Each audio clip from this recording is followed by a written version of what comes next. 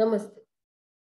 Psychoanalysis and philosophy, affect as defense. We usually talk of defense against affect, but in certain situations, affect can be used as a defense. Let us discuss affect in a new light with our psychoanalysis consultant, Mr. Himanshu Vaidya. Namaste, Mr. Vaidya. Namaste. Mr. Vaidya, how is it possible that we use affect as a defense? It's an interesting idea to explore. In the psychic world, there are three central entities: thought, affect, and behavior. We are very comfortable with thought and behavior, or thought and action. But we are not comfortable with feelings. In fact, no human being is comfortable with feelings. And it goes to an extent that we are not only not comfortable with difficult feelings like anger, envy, shame, and guilt, most of us also are not comfortable even with positive feelings of love, of happiness, of feeling grounded, feeling cheerful, feeling playful and creative. So in general, human beings are not comfortable with feelings. And therefore, most of the times when strong feelings start coming up, whether in public or in private, the spontaneous natural response to that is to somehow avoid those strong feelings, regardless of whether the feelings are positive or negative. And we do it using a variety of mechanisms which we call defenses. And defenses can be created in many ways. We all know the classical ego defenses. And we also know that people use those defenses every hour at least 10 to 15 times for a variety of reasons, not only for avoidance of feelings, but avoidance of feelings is one of the major reasons for using defenses.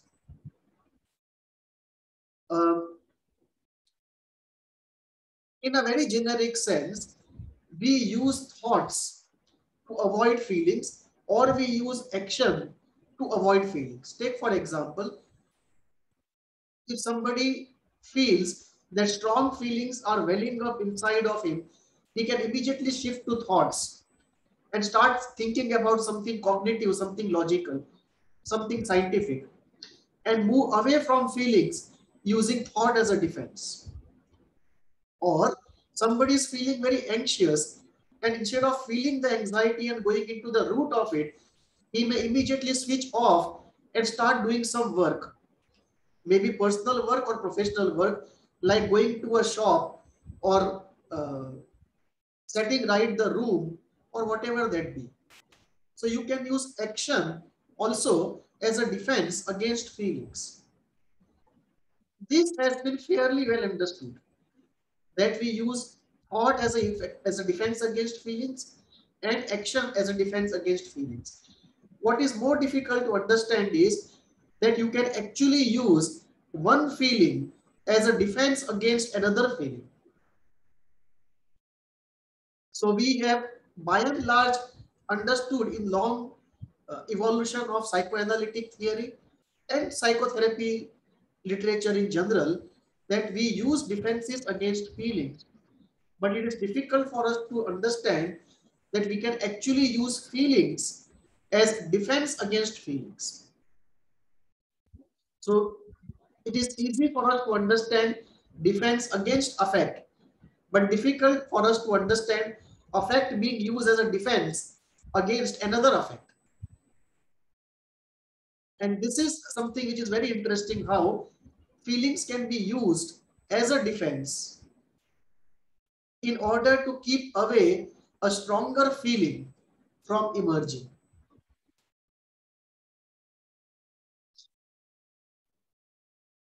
I wonder, why do we do that?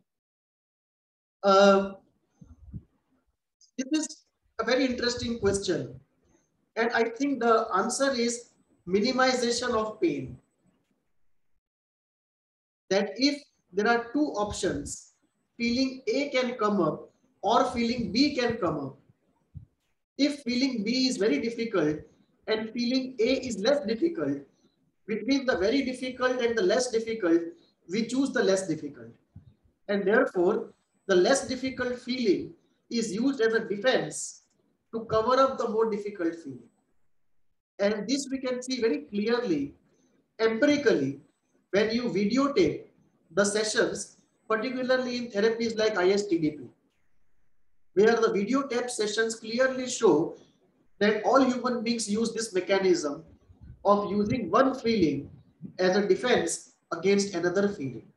And the idea is always to choose between two devils and minimize the pain if it cannot be avoided altogether.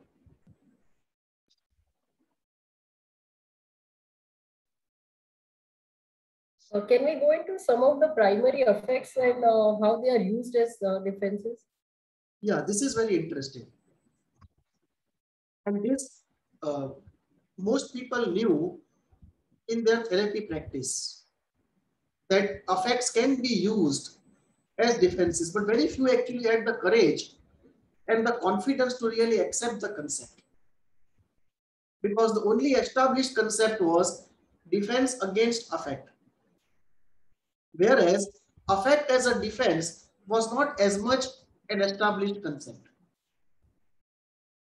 So,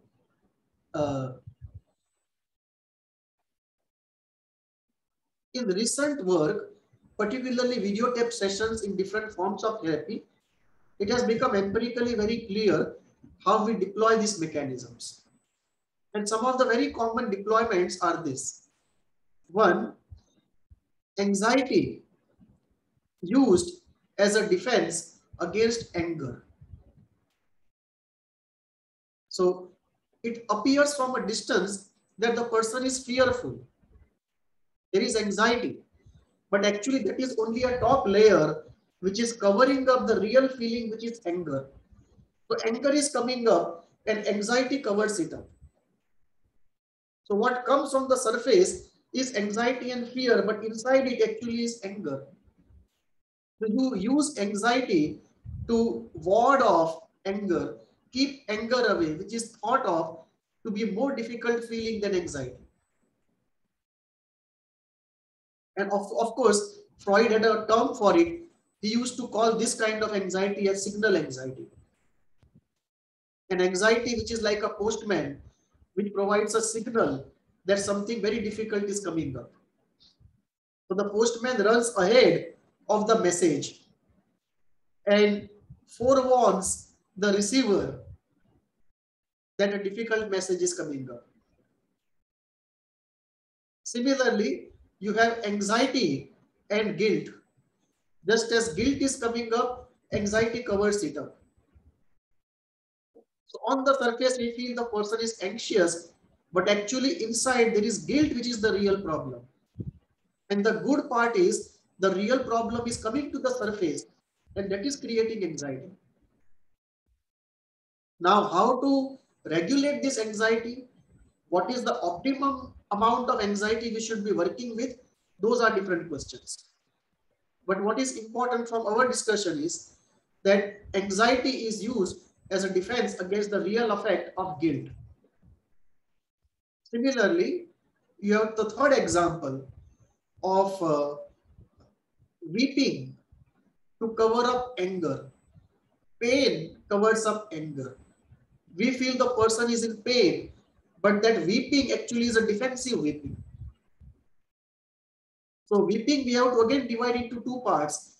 The real weeping, which is the processing of grief, and the defensive weeping, which is a cover for anger. So this also is very commonly seen in videotapes of various forms of psychotherapy, that weeping is used as a defense against anger, which is actually coming up. And this is very common in depression. A person gets into weepy spells again and again. But after weeping, the person does not feel light and refreshed. which should happen if the weeping has been genuine. But because it is not a genuine weeping, it's a defense. At the end of it, the person does not feel healed. He does not feel light. He does not feel cleaned up. He does not feel refreshed, ready for new happiness and new ventures in life, which a genuine expression of grief should lead one to. And therefore, we have to classify, differentiate between uh, uh, defensive weeping and real weeping, the real grief and use of pain as a defense against effect of anger. So the one effect of pain is used as a defense to suppress, to hide rather, the second real effect of anger. Similarly, in some rare occasions, not completely rare but not common also, you can also see weeping as a defense against guilt. Similarly, you can see another very common manifestation, anger, which is covering up fear. That inside there is fear and on the surface there is rage. The rage is in response to anxiety, to cover up that anxiety. It is a flight and fight. The flight is inside and the fight is outside. And this is exact reversal. So you can see both possibilities. In some cases, anxiety will be on top and anger at the bottom, where anxiety is a defense and anger is the real effect. Anxiety is a defensive, I mean, it's a effect used defensively. And inside is the real effect of anger. And quite opposite of that is also possible. That inside there is anxiety and the cover up is anger. So you can see the same effect in certain situations can be the real strong inside effect. And in certain situations, the same effect is used as a defensive effect. So when we see anxiety on top, anger inside, anxiety is used as a defensive effect. You also have second situation, anxiety in the bottom, in the depth, and anger at the top. So there, anxiety is the real effect, the stronger effect, and anger is a cover up. Similarly, you have more difficult cases of envy, shame, and inferiority, where inside you have envy, shame, and inferiority, and the cover up is fear, and then the cover up is anger. Similarly, you have in situations of abandonment, you can see fear, and below the fear, you can see pain. So these are all the permutations and combinations of how one affect can be used as a defense to cover up something stronger which is inside. And this use of affect as a defense is quite common. It's just that most people don't know about it and can't make it out. But if we explore layer after layer after layer of affect, we see that the layers are just not stacked up in some random way. But there is some logic to it, which maybe we are not able to comprehend completely at present. But there is some logic to the way the affect is sort of arranged in the unconscious. That means that there are, I think, multiple effects at one point of time happening in a person. Yeah, multiple effects happen in a person at a point of time, but all of them are not used as defensive effects. And all of them may not also need that some effect, other effect should be used as a defensive effect. If those effects are not too strong, they can just come up or they can get processed differently. It is only when an unbearable effect comes up and the defenses of defenses which can be created using thought and action are no longer available. Only then one affect is used as a defense against another affect. And when you say that there is one affect which is more difficult to deal with, and therefore another easier one comes up as a defense, so is there any relationship, I mean connection between the two, or are they just kind of randomly used, or I don't know, I'm just So curious. There is a relationship between the two. The relationship can be that the defensive affect which is used can relate to the consequence of this affect coming up. For example, anxiety covering up rage. So their anxiety has a relationship to rage, that if this rage was to come up in the conscious mind, it can create some events, psychological or in the real world, which can have difficult consequences for the person. And therefore, there is a fear of consequences of the anger. So there is a relationship between the two. For example, when anger covers up fear, it is a fight and flight mechanism, that there is inside a intense fear and a readiness to flight. But what if you cannot undertake the flight successfully? Fight will have to be there, and therefore the system prepares for the other eventuality also. For example, when guilt comes up and anxiety comes up, it has to do with the unpleasantness of the feeling and a fear of consequence in the real world of what can happen if this guilt is confessed out openly. So there is a real anxiety related to that confession in the external world, and there is a real anxiety of the unpleasantness of that feeling. It's a very unpleasant feeling, often coming together with disgust. So there is a relationship between the two affects which are working together. One is the real one, and second is the cover up, the defense against affect. Yeah, thank you so much. That really clarifies it very well. We'll go to our next question. Does this kind of defense of affect lead to confusion in diagnosis and therapy? Very much so. Very much so. Because if we cannot see below the affect which is used as a defense, we will diagnose only on the basis of what is visible on the top. And we will treat the person for the surface symptom and not the real symptom. Now, if we are in a situation of acute situation of severity, then we have no choice but to treat the surface symptom, because surface symptom is itself so strong and crippling for the person.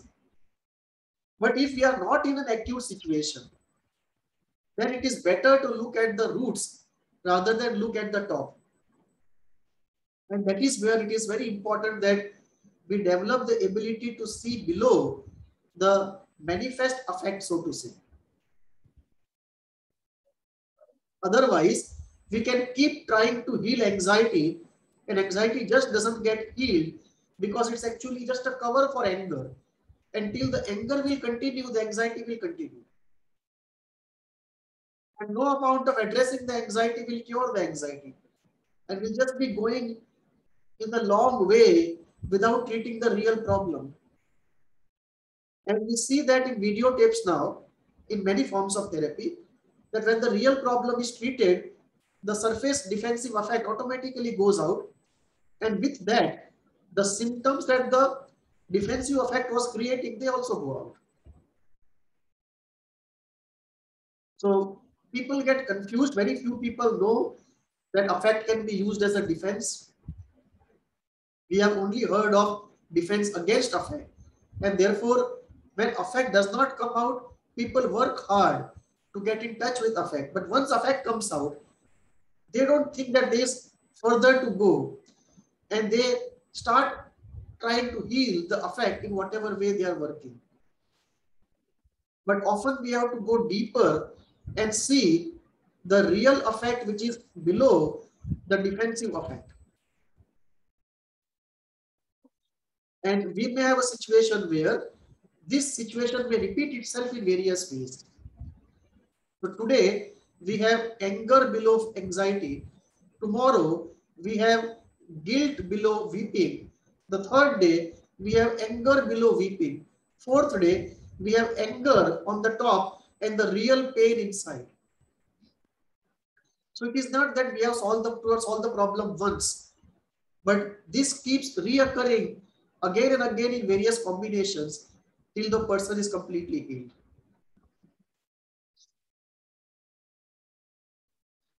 I believe it takes some experience on the part of the therapist to really, kind of understand this kind of the dynamics of and depth of the affect. Very true. And Because, yeah, you're saying something? yeah, and also the connected with it, I feel was that knowingly at times the client may use this kind of a thing to kind of manipulate the therapeutic process also. True. So the experience required on the part of it, the therapist, I think, is called in to really deal with this kind of a thing. Very true. Because this requires two things. Three things actually. One, experience. Two, a very good knowledge of theory. And how this affect combinations can work. And third,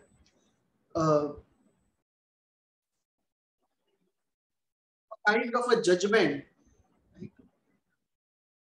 when to use what based upon what works for the person. Say, for example, one person does not get dreams, so you ask for dreams. And the person starts slowly getting dreams. And then he brings too many of dreams. So initially there was resistance to dream analysis. And now dream analysis can be used as a defense. Just to pass the time of the session in dream analysis so that you don't go in the real depth of it. So anything can be used as a defense. Defense is a very creative actor in the playground of the mind. So the ego is a very creative orchestra conductor, and it can use anything as a defense. Or action, affect, anything can be used as a defense. So we have to be very careful against the defensive action of the ego. And that one of the good indicators is healing proceeding or not? And we will not be able to do a per session evaluation of healing, but we can definitely do a monthly or bi-monthly evaluation of this healing. So if we are not able to on the moment intuitively make it out, then this practice of continuous evaluation of the person on a monthly or quarterly basis, whatever be the situation, that can provide us an indication as to what is working and not working. And if we are in the not working zone, then to look at what is not allowing healing to proceed. And there we can find out at times affect being used as a defense against another affect. And that is stopping the real deep healing from proceeding into the client.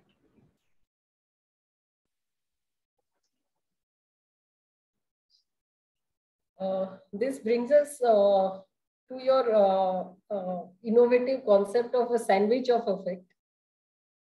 I think anger, pain, guilt, and fear, something like that we had dealt with.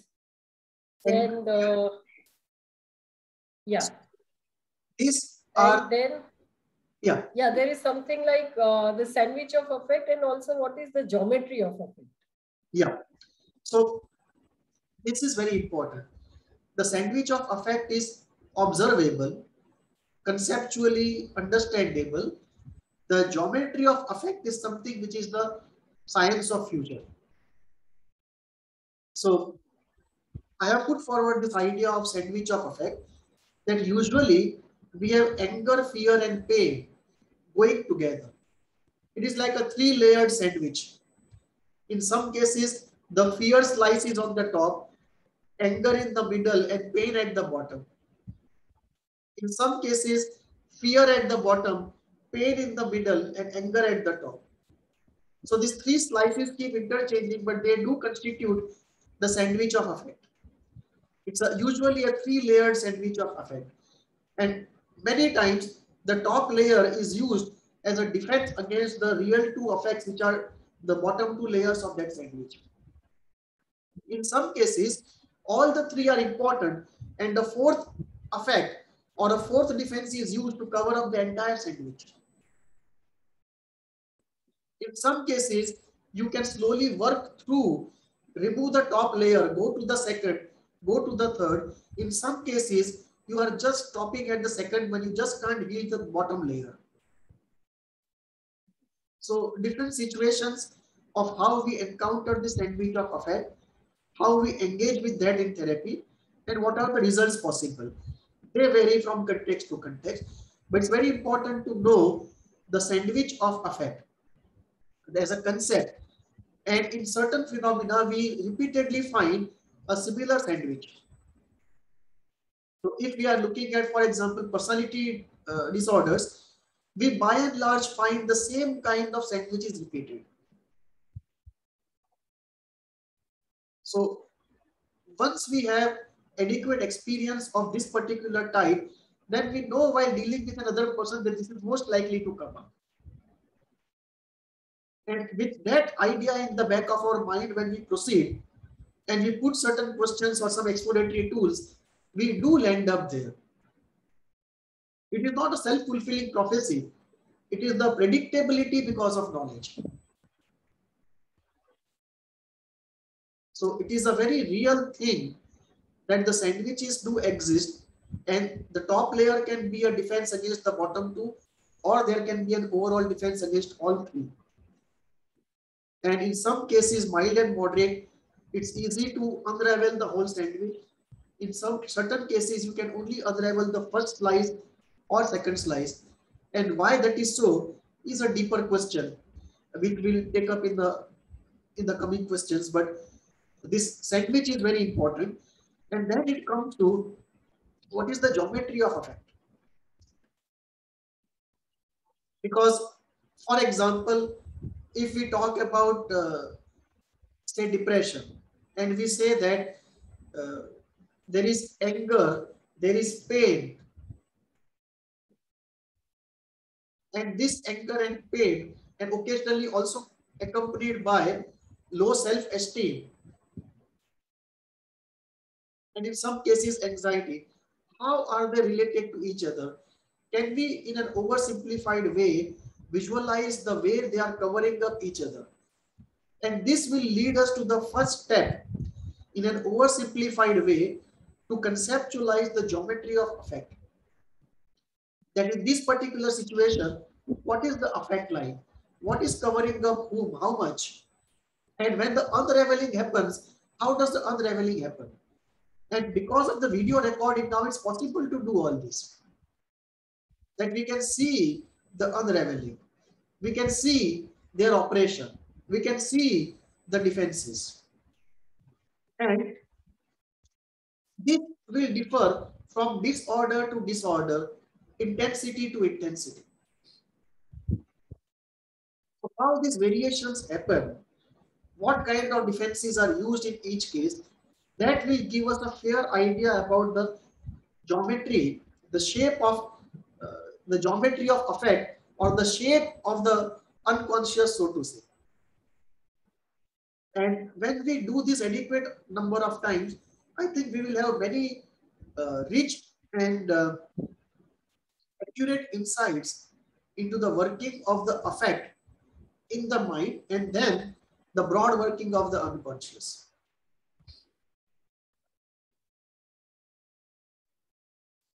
Can we go into the generic phenomenon at the roots?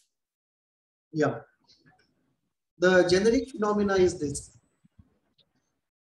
It is very old. Gautam Buddha also said about it. And thousands of years before Buddha, the yogis of the Vedic period also said the same thing. And in modern language, in recent century, Lacan also says the same thing. That essentially we are beings of desire. And the desire is for pleasure of various types. So the generic process is this. Step 1, there is desire. Step 2, desire is satisfied or unsatisfied. If the desire is satisfied, it leads to pleasure. If unsatisfied, leads to pain. So pleasure and pain are the first strong effects which happen as a result of the desire being satisfied or not satisfied.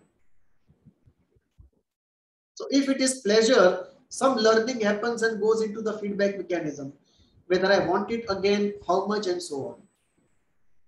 How to satisfy the same desire better next time, because this process has worked. So how to fortify this process? If it is not satisfied, if it is frustrated, it leads to pain. And there is a feedback to tell you this approach has not worked, maybe something other next time. So desire, frustrated, leads to pain. This pain leads to anger. And then there is a fear. What either if this anger is expressed or if this happens again. So there is a fear of the pain itself. There is a fear of the anger itself. And there is a fear of it repeating itself. So as another way, the anger towards somebody because of whom the desire is not met, that anger can also create guilt. And that guilt can also create another fear. What if this guilt comes out? Because it's very unpleasant, disgusting, and also has consequences in the real world. So this is the primary structure, generic structure around which other things build up. That you have desire, pleasure, pain. If it is pain, then you have anger and fear. Because one outlet of anger is guilt. And one outlet of pain also is I am not good enough, inferiority or shame. And there can be anxiety around inferiority. There can be anxiety around shame. And there can also be an anger around shame. So this is how the tree of affect slowly builds up. That there is a generic process of desire, pleasure, pain. If pain, then anger, fear, and then this is the generic process, and then the tree builds up. So one branch from anger goes to guilt and then anxiety. One branch from pain goes into inferiority and shame. And then over inferiority can be anxiety, over shame can be rage, and over rage can be anxiety. So that's the way the tree of affect slowly builds up in the unconscious. It appears like a very complexly interwoven tree, I feel. And so, how much of it, the intensity of it is based upon evaluation. That is a cognitive process. That if pain is there, then what is the intensity of that pain? That depends upon the sensitivity of the person and how critical the desire in question was. So the situation of the person, how satisfied or dissatisfied till then he was, how critical the desire was from an objective point of view, what is the sensitivity of the person, which is the result of a cognitive process inside of him apart from the inborn sensitivity. So sensitivity and the cognitive process related to evaluation of that event, they together, along with the quantum of life energy, creates the quantum of pain. So the quantum of these effects, they have another slightly deeper process. The process which involves inborn sensitivity and the inborn schema of how to evaluate a particular event, and the objective situation of the person and the objective criticality of desire itself. So that creates the intensity part of it in the generic structure as well as in all the branches and the whole tree of effect.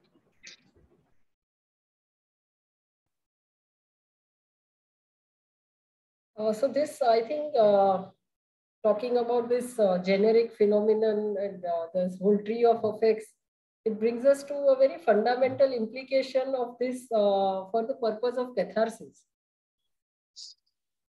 True. Because this brings out the fundamental question, what is catharsis?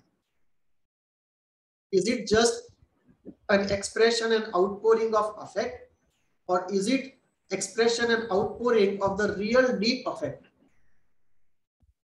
Because if you have anger inside and pain outside and the weeping outside is only a defensive affect, we may feel catharsis is happening. We are successful. If the person weeps, but no matter how much he weeps, there is no remission of depression. There is no relief in the problem because it's a defensive effect. It's not the real effect. So we feel catharsis is happening, but actually it's a defense at work. It's not real catharsis. So this brings us to the definition of catharsis. Is it just the release of what was without therapy a pent-up emotion, or is it the release of the causal emotions which is causing the problem? Because when you have a sandwich, you can just have the top layer and not the bottom two layers.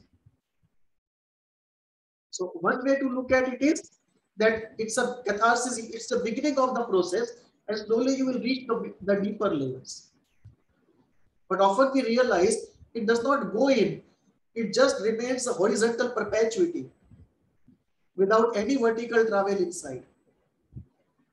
So this is where we have to revisit the definition of catharsis, and we have to tell ourselves that the defensive affect release is not catharsis, it's actually a preparation for the real catharsis. That is one. Two, it also brings us to the point of how many times we will need catharsis.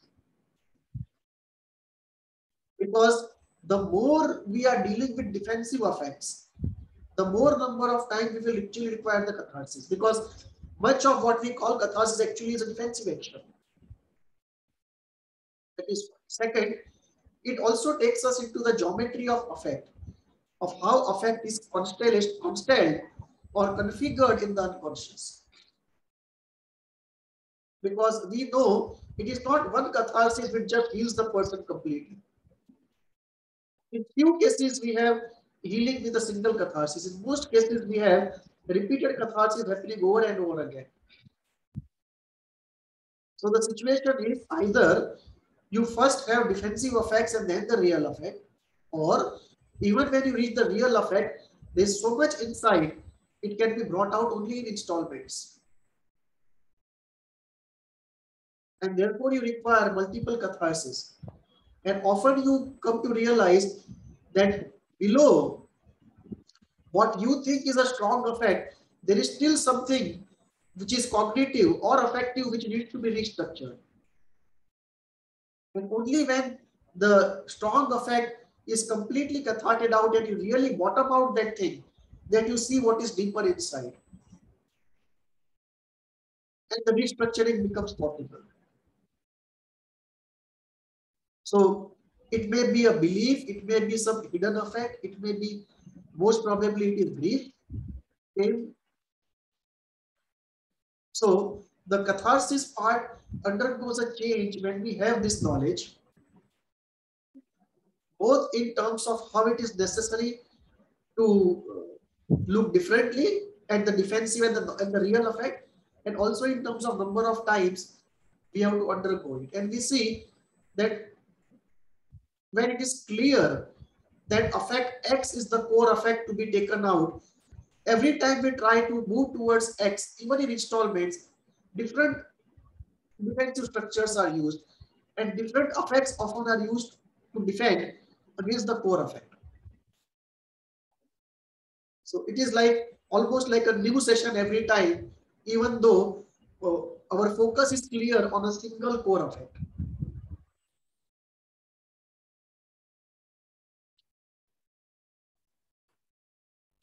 So essentially, I think when we are talking about catharsis and in therapy, it's like it's linked to healing. That's the only criterion we have to really see whether it's the catharsis is real or it's just superficial. That is true. And not only that, that also brings us another element. Good that you raised this question. Catharsis under what conditions? Because we also see that catharsis, which happens in the split open condition, does not give us as much benefit as catharsis which happens under conditions of ambivalence. So we have three different types here.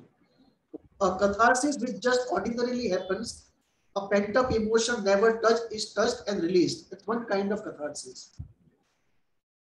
And that's very beneficial, no doubt about it.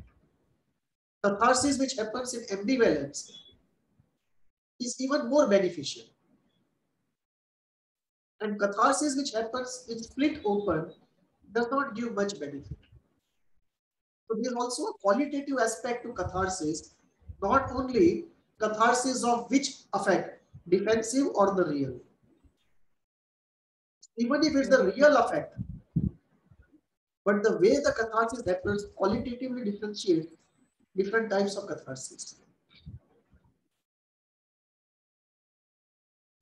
So again, talking about deep-seated feelings, then how do we really understand the process of catharsis of a single or multiple effects? Yeah, so this takes us to the idea of how normally therapy goes. If you take the metaphor of a tree, you go from the leaf to the branch, to the trunk, to the root.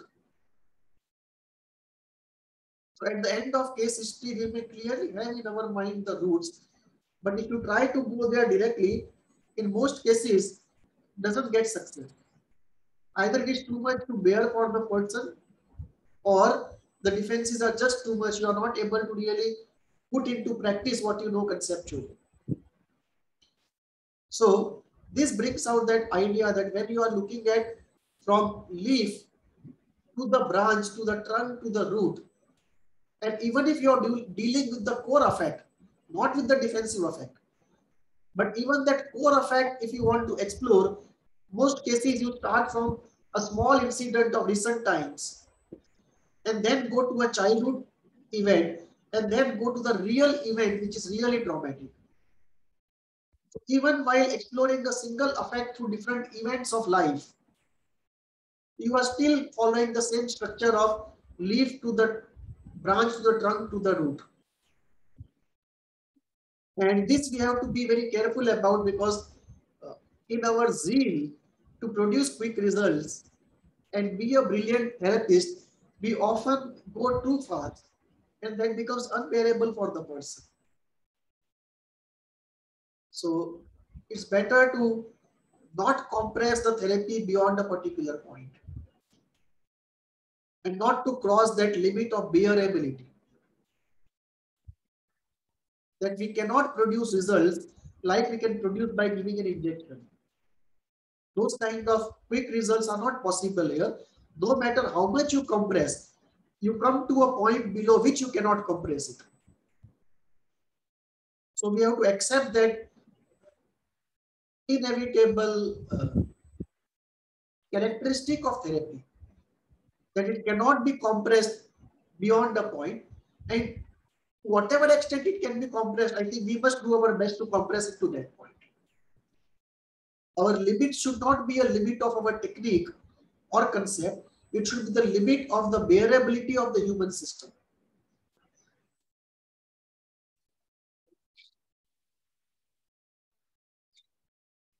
Can we talk about some contextual examples and complications involved related to object loss, envy, inferiority, shame, and guilt?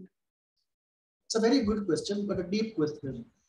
And this we find in video recordings again, particularly of ISTDP and of other therapy modes also. This brings us to the question of why, in many cases, we are not able to bring out affect, no matter how much we push for it, or we are not able to push aside the defensive affect, or even if the real affect comes, it comes in the split condition and does not give much benefit. Or yet another situation, uh, the real affect comes out in a genuine way, but just keeps coming out again and again. And a radical healing, a real thorough healing is not happening. Now, this is something we have to really focus upon to what is at work here. And often, not always, but often what is at work is we are dealing with either object loss, because of which there is an affect. That you have an early life object loss leading to pain, anger, and anxiety. And unless this object loss is addressed, that will keep generating those feelings. Because the object loss is not a closed event, it's an active event even today. So there what is happening is that you are focused on emotions and you feel you are cathartic out emotions, but the new of the same emotions keep getting generated because the generator is not switched off. So in object loss cases, we have to look at the life cycle of the affect generation, affect regulation, and symptom formation.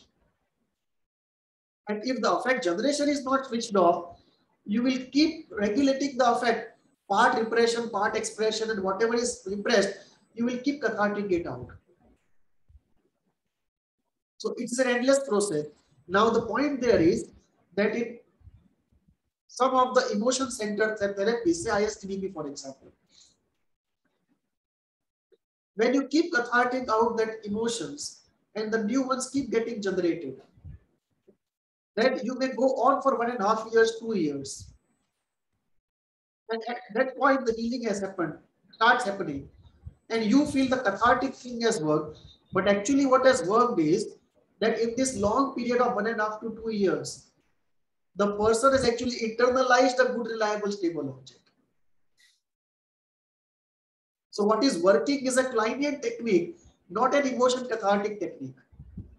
But on the surface, it looks as though the emotion cathartic technique had worked. That you may be just providing the cohesion support and the person actually has self-object experiences. But you feel my actual technique is working, but actually behind your technique is the cohesion principle of the self-object experiences which is working. So the Kleinian principle of the internalization of a good, reliable, stable object, the cohesion principles of self-object experiences, empathy, and so on, they are the real healing forces in the background. And they are working despite your therapy, not because of it. Now, if that is the case, then why not to take those very approaches so that the healing can be faster? Because in such cases where the generator cannot be switched off,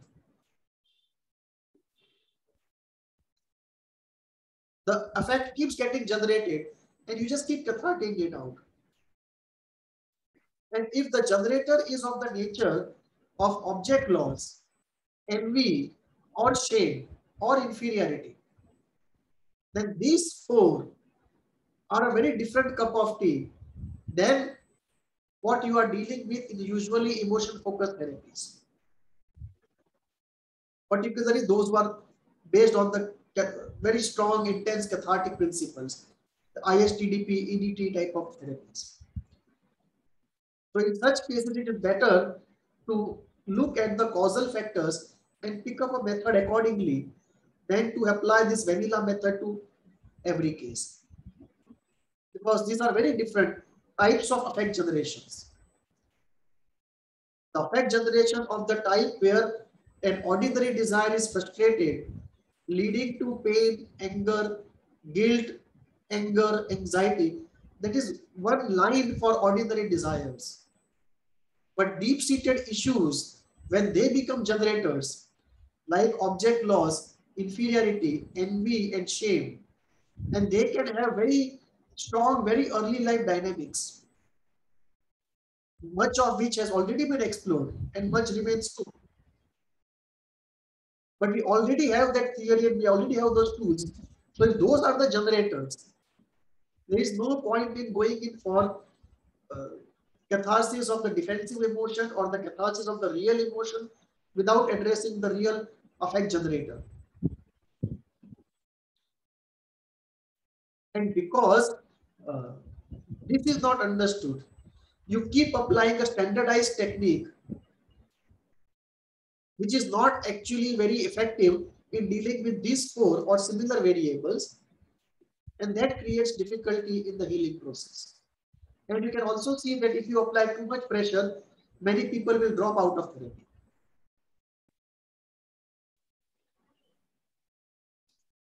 Okay, we come to our last question. I think we have mentioned it earlier, but what is the, can thought also be used as a defense against affect?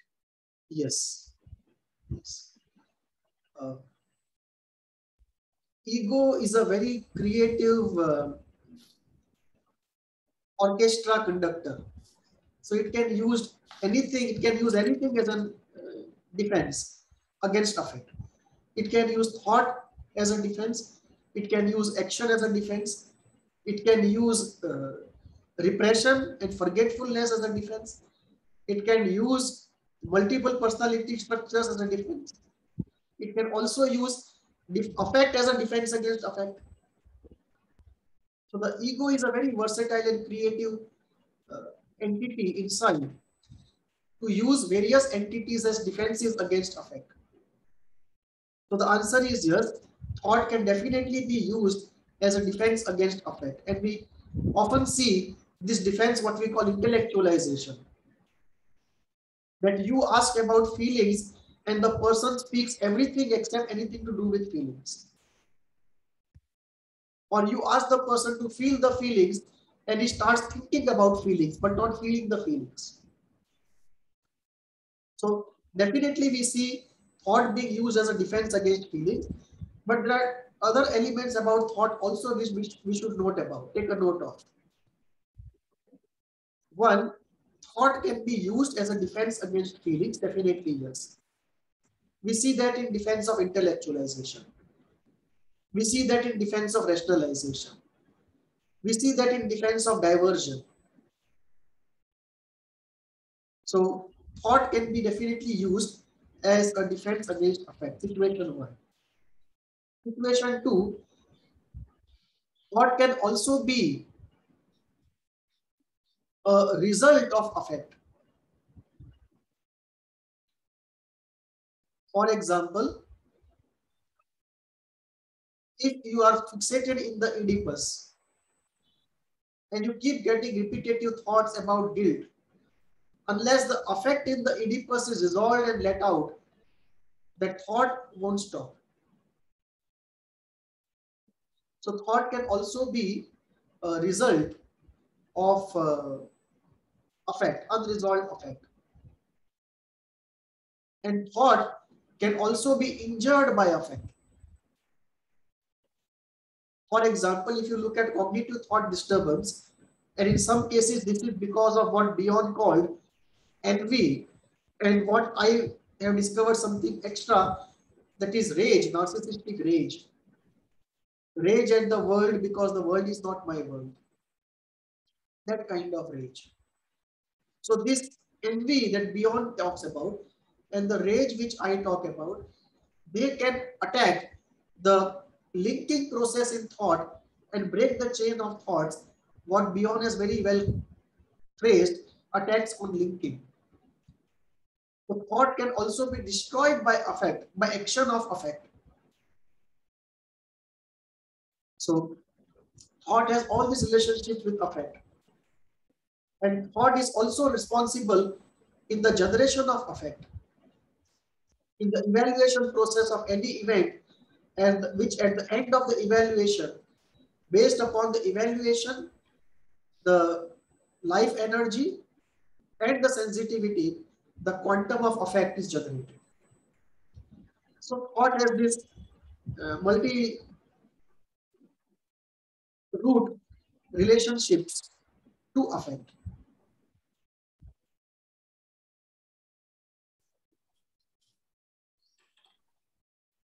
Okay, we come to the end of our discussion. It was really, really enriching to understand this new role of affect as defense rather than the other way around. And we really feel, I mean, one learns to see the whole thing in a very new light. Yes. And thank you so much for that. And do write to us at hvindia@gmail.com. Namaste. Namaste.